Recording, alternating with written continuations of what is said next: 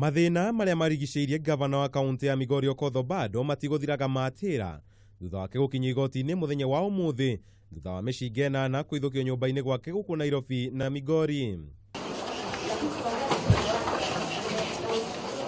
Ona thengia wa ũkorwo atahingũrĩirwo thitango yothe, Obado akurara cecenini ya borithi ya Gigiri nginyagia muthenya wa ruciu thaa 5 kũrĩa itua rĩa kana niakarekererio na bodi kana rĩgakinyanĩrio.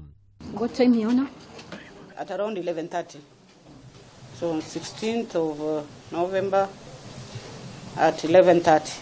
Itua rĩrĩ rĩkinyanĩrio nĩ mũcirithania Joyce Gandani wa igoti rĩa kĩbĩra thutha wa mawakiri a Obado kũremwo nĩ kũiguithia igoti atĩ Obado wetiwe mwene wa mĩcinga ĩno, naguo mwena wa thitango ũkĩhoya Obado ahingĩrwo kwa ihinda rĩa thikũ 15 nĩguo matirihe ũthuthuria wao. Your Honor, the reason why we're asking for the 15 days is to allow the investigating officers to travel back to the rural home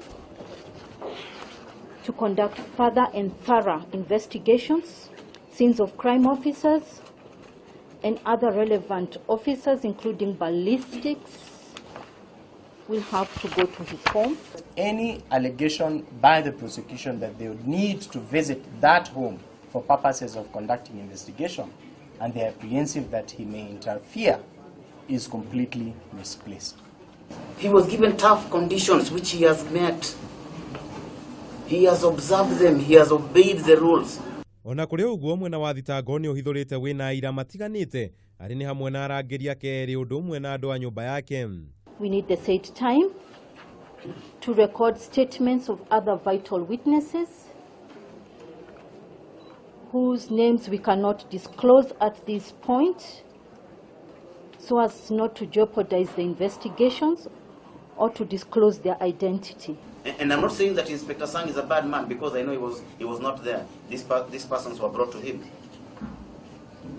But I also expect that Inspector Sang should have looked deeply into these issues and seen that this was malice from the EACC officers. It is common ground that these witnesses have not been disclosed.